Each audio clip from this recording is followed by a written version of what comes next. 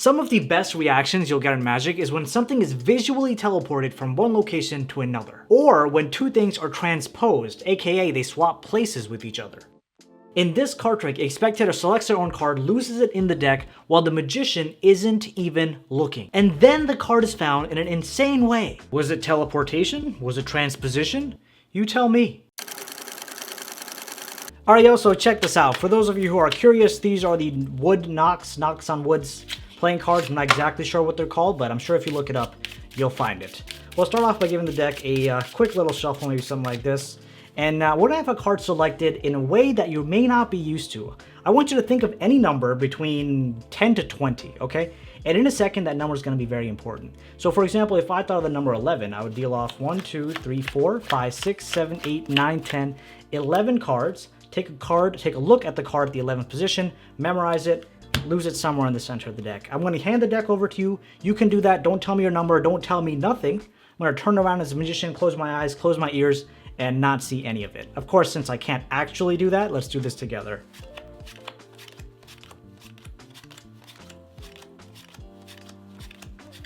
So say we dealt out that many cards, take a look at the card at that position, right? You have that memorized. Like I said, we'll smash it somewhere in the center. When we're done, I come right back as the magician, give the deck a couple of cuts like this, and I've been practicing doing some shuffles. Maybe I'll show off my fancy shuffling skills. You ready for this? You ready? Boom. Right?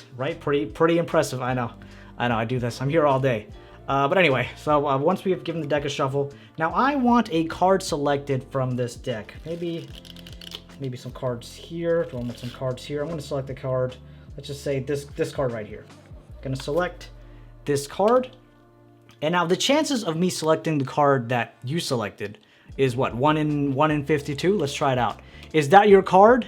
No, it's not. That's okay. We tried our best. I'll take the card, leave it right over here. Now let's give this deck a couple of cuts, maybe like a few cuts here. And of course, you know what? If you want to give the deck a cut, you can feel free. Give the deck a cut anywhere you like. Just say right around here. That's completely fine. If we want to give the deck one more cut, we can do that too. We can cut it till the horses come home. Now for the first time, can you name the card, or sorry, can you name the number that you were merely thinking of in the beginning? 12. We'll check this out. We're gonna deal off 12 cards. 1, 2, 3, 4, 5, 6, 7, 8, 9, 10, 11, and 12. Now the reason we dealt off 12 is because for some reason the cards always like to come back to the position where they started at. So 12th card, and for the first time, can you name your card? Was it, you're saying it wasn't the card I selected? It wasn't the 10 of clubs? So wait, hold on. If my 10 of clubs is here, that means the card that we put down has to be the card you selected, the Queen of Hearts. I mean, come on, that's pretty wild. What up, crew? It is Magic Monday, and this is your place to learn Magic, master your performance, and captivate audiences. The card trick that I'm sharing with you today is known as Transposition Extraordinary, and it's from the Card College Series Volume 2. What I love about this trick is a lot of it happens right in the spectator's hands. They feel like they're in control, yet you still end up on top. Here. Before we dive right into the tutorial, make sure you smash that like button, hit subscribe, get ready to learn and share this card trick with everyone you know. Grab your favorite deck of cards, and now, let's do it. It is tutorial time. So, here we go. Some more background than I've already given you, if the cards don't, mess up like that. This is more of an intermediate level card trick versus all the beginner stuff. So if you are transitioning over into more intermediate type stuff, I think this is a great place to start. I think if you're a beginner, you can still kind of tackle this, but just know it will require a decent amount of practice. So that being said, when I first start off this card trick, I like to hand the deck over to the spectator. Again, just to maximize interaction. The more interaction you have throughout the whole trick, the better overall your whole performance will be, the better the reactions that your spectators are going to have. So once the deck has been shuffled up, the next thing you're gonna have to do is create a crimped card. Now, the whole purpose of a crimped card is this. I think this is the one I used in my trick. The whole purpose of a crimped card is that it's not completely straight. The card is bent at one of the corners like this. You can see it's a very slight bend. So the way that I crimp cards is when I get the deck back, quickly with my pinky finger right here, I crimp the card like this. Just one card, pull it down like this. Make sure it's not like super obscene, but just something like this. If you feel like you overdid it, just push back a little bit, and there you have your crimped card. You want to make sure it's facing you the entire time. Once you've done this, you want to control this crimped card to the top of the deck. If you can figure out how to crimp the card on top of the deck, that works as well. But for me, I found the easiest method is to crimp this bottom card here with your pinky finger, then shuffle up the crimped card right to the top of the deck. Again, you don't have to do it this way, and I'll tell you why later on as we progress in this trick, but it doesn't have to be done this way. I like to do it this way to kind of make this trick more involved and a bit more fun and interactive. So we've controlled this to the top. Now the magic begins. You ask the spectator, you tell them you're gonna have them pick a card in a unique way, and you tell them to pick a number between 10 to 20. And they're gonna think of that number in their mind. And then you give them an example. For example, if you pick the number 10, then you deal off 10 cards. 1, 2, 3, 4, 5, 6, 7, 8, 9, 10. Take a look at the 10th card. Once you have it memorized, close it and put it back down. Now, in doing all this, you've pretty much controlled the crimp card from bottom to the top to the bottom. Some people may think that that's unnecessary, but generally in card tricks where I am facing away from the spectator or I have my eyes closed or something, I want to make sure that I'm as clear as possible with the instructions. So I show them exactly what to do, and then we get that crimped card controlled back to the bottom. Now they have their number thought of. Again, for easiness, let's just say the number is 11. They deal off 11 cards. At this point, you've turned your back, closed your eyes, done whatever. 11 cards. 1, 2, 3, 4, 5, 6, 7, 8, 9, 10, 11. And you really want to make a big deal about this whole aspect of deal quietly, don't count out loud, but remember the number and the card at that position.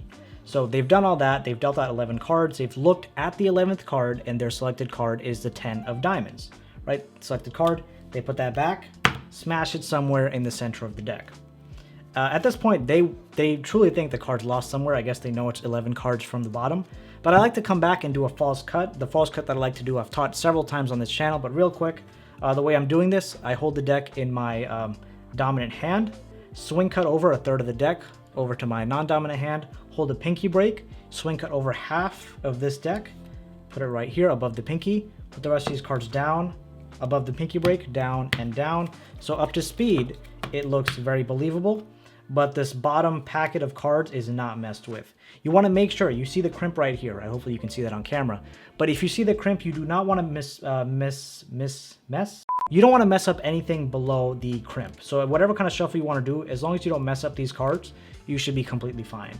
I also like to do a full deck false shuffle, as I kind of did in my performance. Not something that's necessary. If you feel like you're good with just a false cut, that's completely fine. Once all that's done, you're going to tell the spectator that they selected a card. Now you're going to select a card too.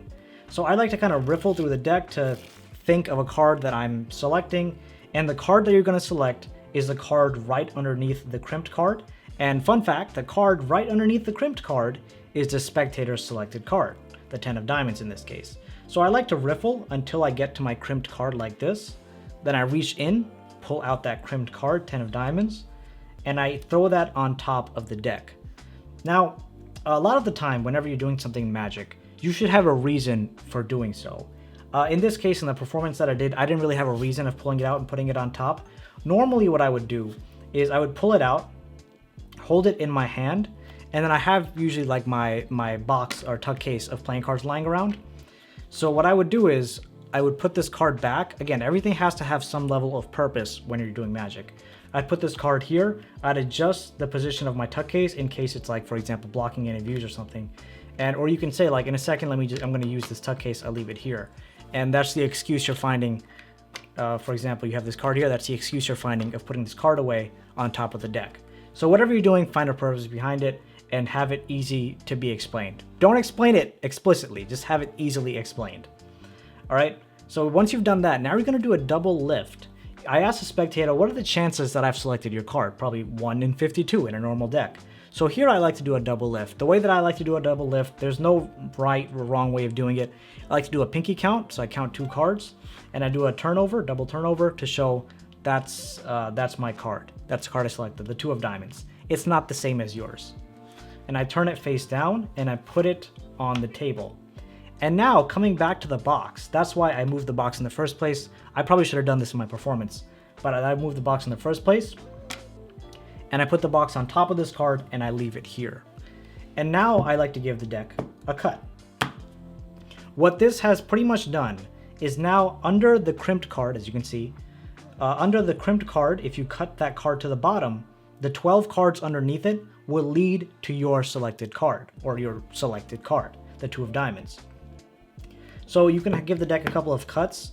I like to give the spectator, have them give the deck a couple of cuts as well, because usually with a crimp that's near the center, the spectator would automatically cut to that point, and that makes your life so much easier. But in case that doesn't happen, you can always give the deck one more additional cut and the cards will be placed exactly as you need them.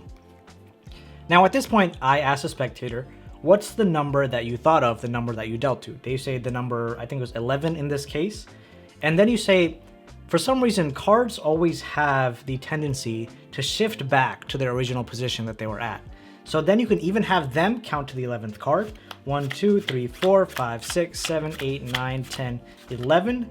Have them take a look and wait, hold on. That's the 2 of diamonds. That's the spectator's not collected. That's the performer's card. Where's the card that they selected? Wait, there's a card under the box here. Oh, that's right. That is my selected card. And I mean, come on. You can't say that's not pretty awesome. That is transposition extraordinary. Wild. People love transpositions and therefore they'll love you. They may not. For more awesomeness, click on this video right over here. You probably don't want to miss it as per the awesomeness that I just described. As always, thank you so much for spending your time with me. Love you guys. Have a great day ahead and I will see you in the next video. Deck drop.